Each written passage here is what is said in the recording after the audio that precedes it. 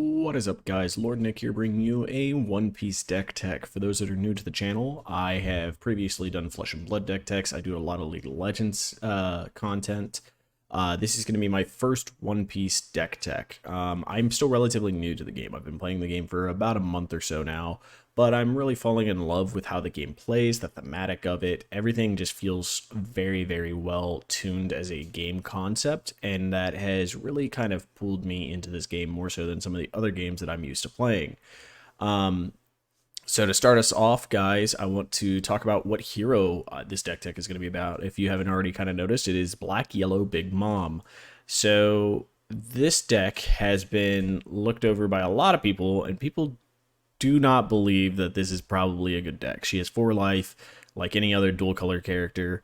Her ability is very costly. It costs you 2 Dawn on her and then another 2 Dawn to activate the ability, which but that ability is you may trash 1 card from your hand, and if you have 1 or less life in your life area, place 1 card from the top of your deck to your life area. So in a pinch, this can heal you a life. So in late game, when you are stuck with 1 card in hand per turn that maybe you can't even play because you need to hold it as a counter, you can heal, or you could get rid of it to just heal. Just be like, you know what, let's just have another life, because an extra life can sometimes change the state of the game.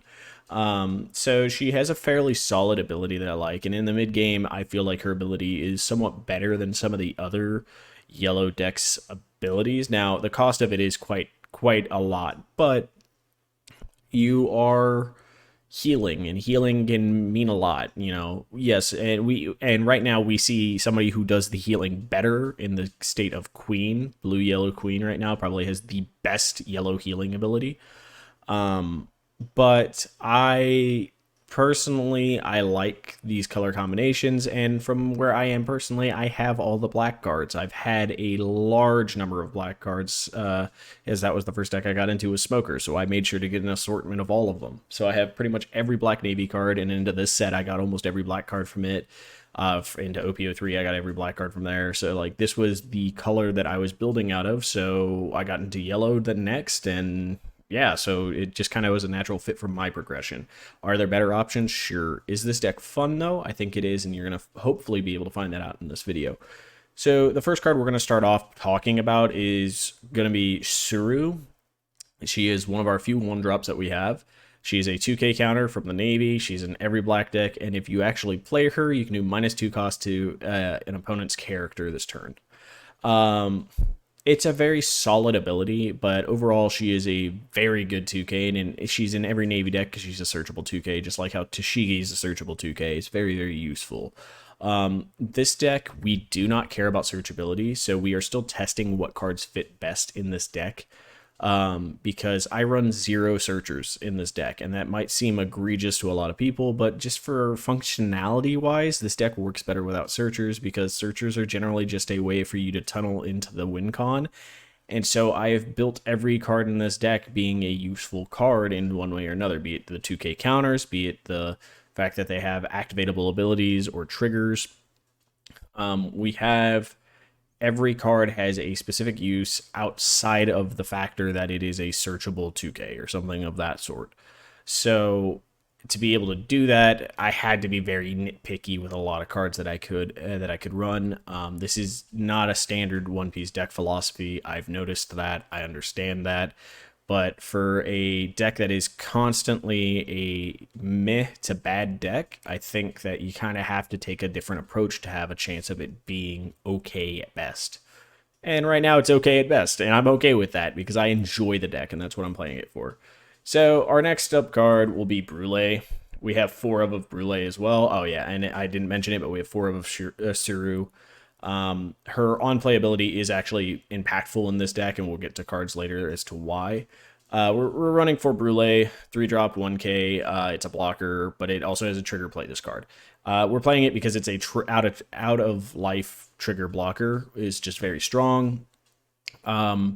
And yeah, that's basically the only real reason we're running it. It's a blocker, and it can come out of my life for free, which is just huge. That's just very, very valuable. Most yellow decks are running it. It's also a 1k counter, so it's not even dead if it just gets stuck in your hand because there's no opportunity to actively play it. But generally, when I have a chance to play it, if I don't need to get a lot of like face tempo, I play it just to be prepared for anything. Next up, we are running 4 of Capone Gang Beach. And I do apologize for the video formatting. I couldn't get the website to work properly to showcase the cards the way I wanted it to. This was roughly the best way I could do it after that. So maybe in future videos we will see hopefully better ways of showing this. Capone Gang Beige, for those that don't know, is a 3-drop 3k. He is a 2k counter, and he is a trigger ability. His trigger ability says up to one of your opponent's leader or character cards cannot attack during this turn. Very, very strong out of life. Very good card to try to get as the last card in your life, because it can really destroy your opponent's final swing out turn, which then leaves them generally pretty open for you to either clean up their board to start resetting up and going for yourself, or for yourself to be able to swing on it. The way this deck functions, though, most of the time you got to clear out your opponent's board before you start swinging. So in this case, this just stalls out your opponent's ability to finish you off. It's also just good out of life at no matter what, and it's a 2k counter, so there's just nothing bad about this card. I mean, the only thing bad about it per se in a standard deck is it's non-searchable, but as I've already mentioned, we don't really care about searching, so it doesn't matter. Next up, we have Toshigi as a 4 of. She's a 3-drop 4k with a 2k counter on her. Very similar to the Peach in that kind of regard. And then activate on main, give up to one of your opponent's characters -2 costs. I oftentimes am playing my Toshigis more than holding them.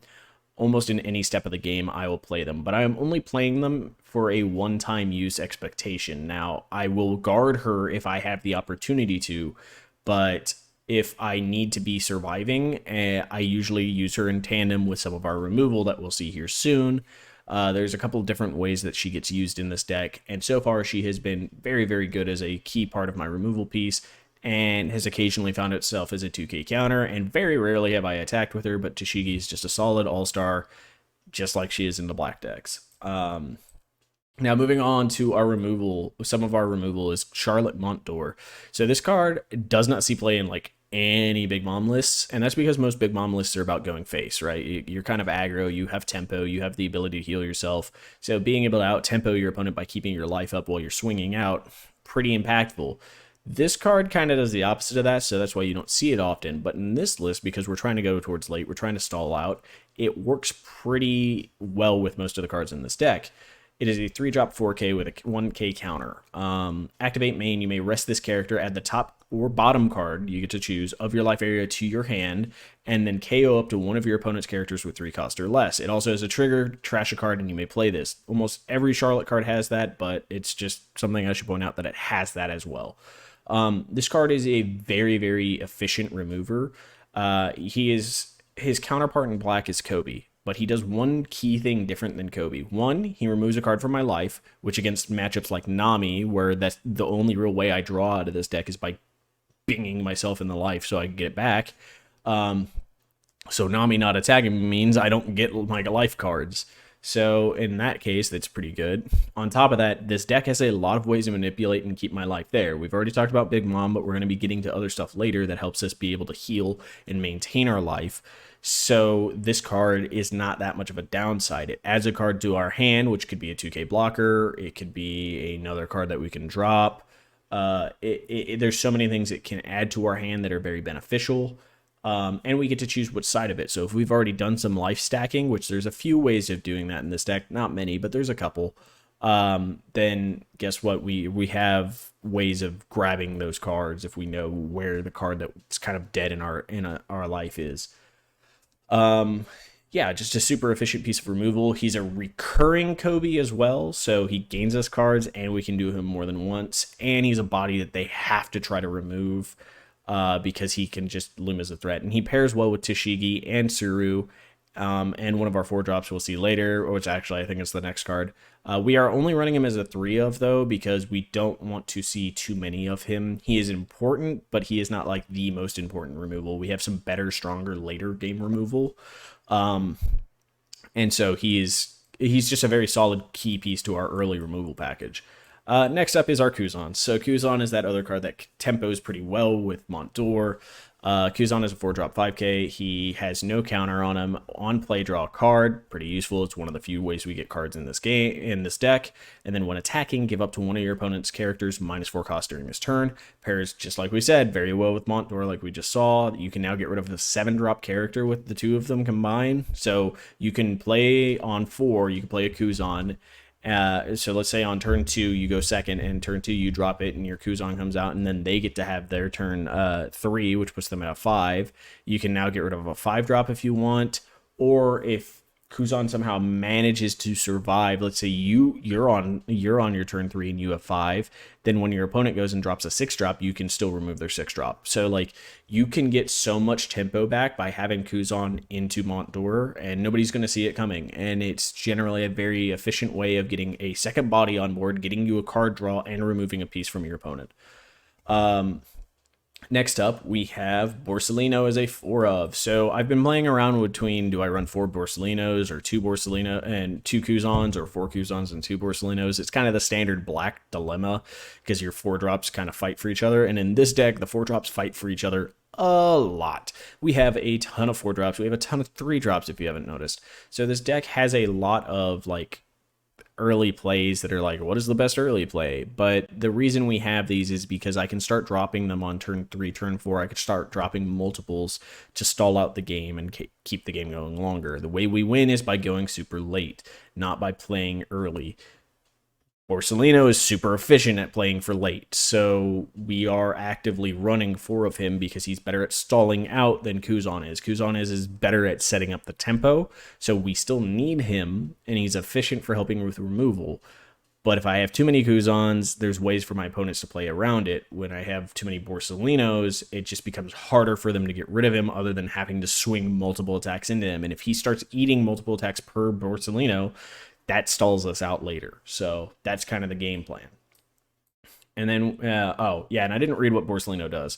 He has a 4-drop 5k. He's a 1k counter. He, on your opponent's turn, gains 1k power and cannot be KO'd by effects. And he's a blocker. So, very efficient card. Our next 4-drop is going to be our Charlotte Smoothies. We are running 4 of her. Now, this is an odd pick by many people. Most yellow decks are dropping the Smoothies from their list. I am using her over both all of the other 4-drop options that are somewhat aggressive options, right? I don't have my Katakuris here. I don't have my crackers here. Why am I running Smoothies? So Katakuri was in the slot, and I liked him a lot. The problem is with the Katakuris, that added 4 more non-counter cards, and with a deck that wants to go late, that is a problem. So I needed a card with a counter on it. So that left Cracker or Smoothie. Cracker is a much more aggressive card. He's very efficient at being able to take out your opponent's life. This deck is not focusing on that because that gives your opponent card advantage early on. And I'm trying to stall out their card advantage so that the only cards they're getting is when I go out late game into their life and they have to reestablish a board state. At that point, I don't care if they start gaining cards. If they haven't been able to stick a board state, I'm in the driver's seat. Smoothie makes a very good case for doing that. I can add a card from my life, bottom or top, to my hand. Another card draw efficiency. This gains 2k. Take out my opponent's card. Very solid card. It's a 7k. It doesn't take it out. It adds 2k to the character, but it's a 7k attacker now for 4. That's a very efficient drop. It gains me a card because life at this point is just a resource for me to draw from, right? That's the establishment of what this deck does. So, and she has a trigger that I can play her like every other Charlotte card. So she's just a very efficient way of removing my opponent's creatures and is a very above cost way of doing that.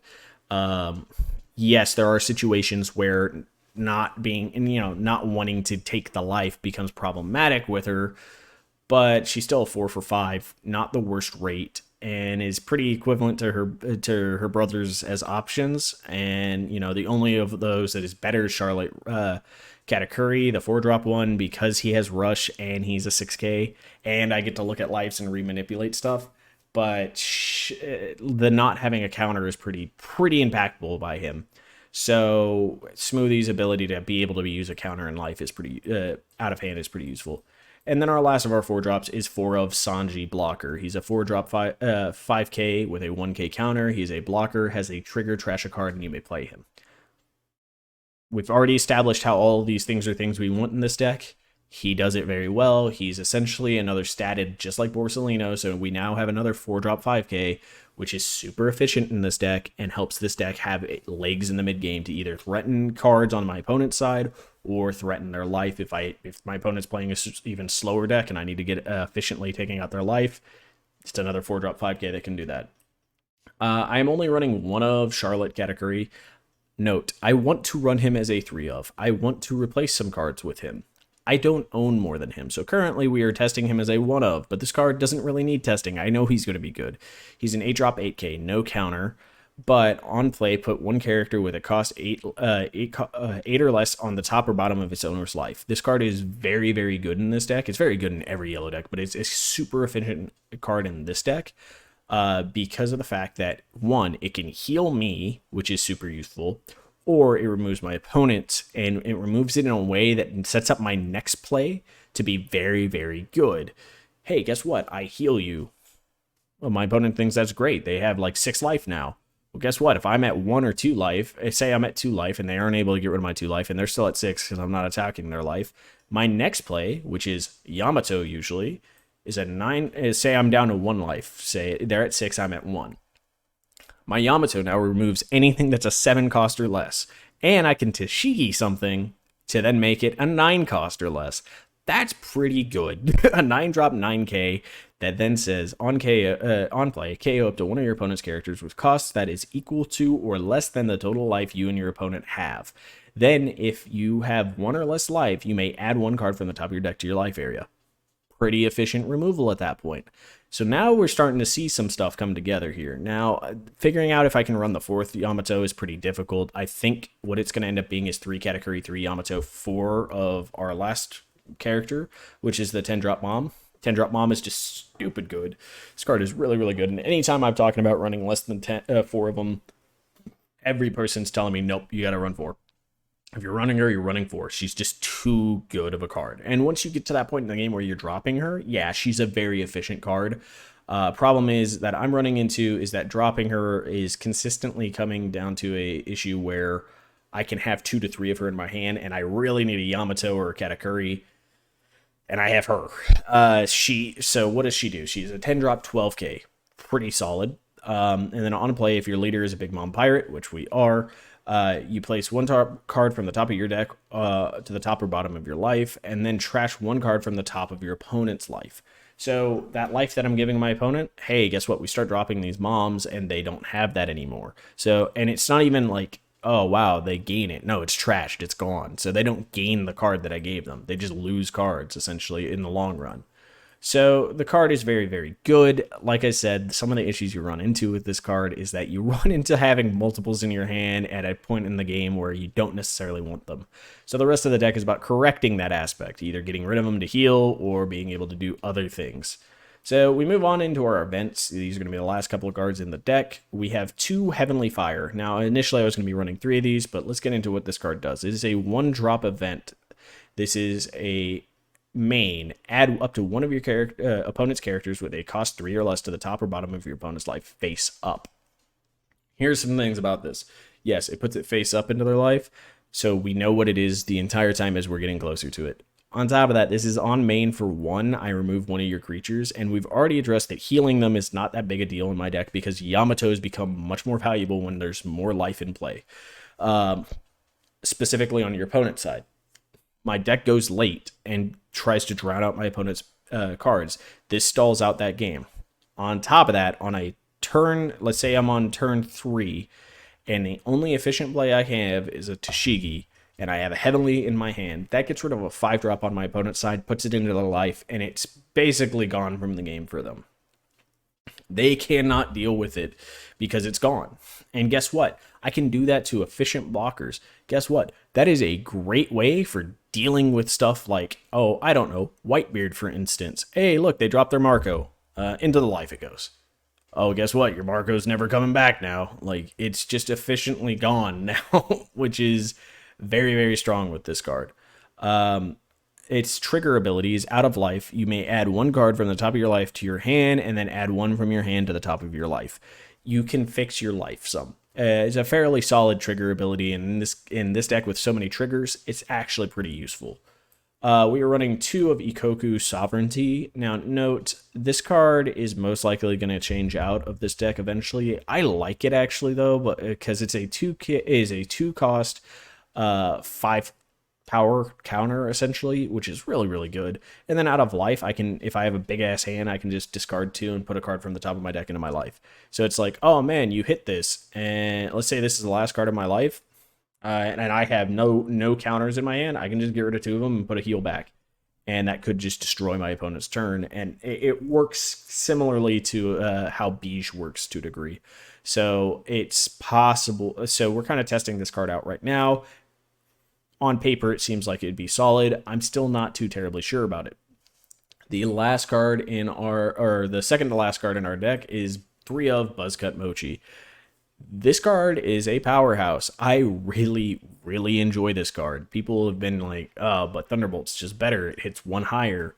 Out of hand, I would argue this is better than Thunderbolt in many, many ways. 1, you have to be less life than your opponent. We are almost always playing at 1 to 2 life. That is how this deck functions. We're constantly in that zone. My opponent's always getting healed. It's almost always online, so there's no real downside to it. And then it gets rid of a 4 cost. You can KO up to 1 4 cost or less. Yes, Thunderbolt is a 5 cost, but Thunderbolt makes us lose a life. It doesn't replenish anything, and that's not necessarily as strong out of hand. Note, Thunderbolt out of life is by far better than this card in many situations, but here's what this card does out of life. Out of life, you put 1 character, 4 cost or less, with a trigger ability from your hand onto the field. That's pretty solid still. Hey, you know how many blockers we were talking about that we were running with that? And how many of our main mid-game stuff is 4 and under? Anything with triggers gets to come out of this. This card alone has made me consider putting in the blocker VVs because of the fact that it is essentially a black version of Brule, which means if it comes into my hand and I get this, and I can just drop that. And it's just like, all right, we stall out my opponent again, which is what this deck wants to do. Stall and remove, stall and remove. And the last 2 cards in the deck are 2 of Thunderbolt. So Thunderbolt, for y'all that don't know, is a 2-drop event. You may trash 1 card from the top of your life, KO up to 1 of your opponent's 5 cost or less. Sorry, I just realized that one's on my camera. That's probably a bad one to keep at. So this card is slightly better at it is better at removing things. It does have a more harsh cost. Out of life, it does the main event, the main trigger, but without you losing a life, which is very strong. It's not as strong as it is on your main, because on your main, what this card does is it effectively says get rid of a 7 or under, because you almost always have at least a Toshiki, if not a Tsuru. So you can almost always get rid of a 7 or under with this, which is pretty impactful. A 7-drop is a big commitment. And if I just pop it for 2 and I can still play something that blocks or something else that removes, my opponent is in a sticky situation. Like I said, the only real drawback is that this card does cost 1 life to activate that. And that can matter, so that's why it's at a 2 of and Buzzcut's at a 3 of. Buzzcut might move back up to a 4 of, and Thunderbolt might move to a 3 of if Sovereignty doesn't work out. Likewise, we are looking for ways to add in more Katakuris. The most likely way is that Kuzans will be dropped, which does get rid of some of our minuses in the deck and some of our draw power, but I'm debating how much that value is needed comparative to having 3 Katakuris that I can just drop turn after turn to remove my opponent's stuff, or start healing myself. Because the other fun thing is that a Katakuri can put a Katakuri in my life, and then I can get that Katakuri back to put my Katakuri, swing my Katakuri, remove something, put that Katakuri in my life, and just keep doing that. Is a funny thing that can actually happen and stall out my opponent to a degree, which is just like, okay, I play a Katakuri. The first one removes one of their creatures. One of their characters, and then on the next turn I swing with him to remove one of their characters, and then I heal him into my life to heal up whatever I lost. I have 2 remaining, which means I can play pretty much all of these. I can play my Buzzcuts or my Thunderbolts if I really wanted to. Probably not the Thunderbolts if I only have 1 in life. And with that, or I can, drop a Suru and, add him back to my hand to Montdoor away their last attacker or whatever. Probably won't, but you know, I could use that other 2 to be like mom swings in 7, kill something else. Um, it's funny, it's great, and I think having more Katakuris is going to make this deck have a lot more legs. So the most likely upgrade is going to be making these Kuzans into 2 more Katakuris, which then the only thing that's holding me back from doing that is money. So if you guys want to test that out, let me know how it goes. I'd love to hear how everybody else thinks about this. If you want more deck techs like this, let me know. I am working currently on an Isho deck. I'll be working on Purple Yellow Croc here in the future. And then in OPO5, when that comes out, I might be working on a Rosinante deck. So we'll check all those out. If you like, hit a like, leave a comment, and let me know what you want to see next, guys. And hopefully see you in the next video. Until then, have yourselves a wonderful, wonderful day. Bye, guys.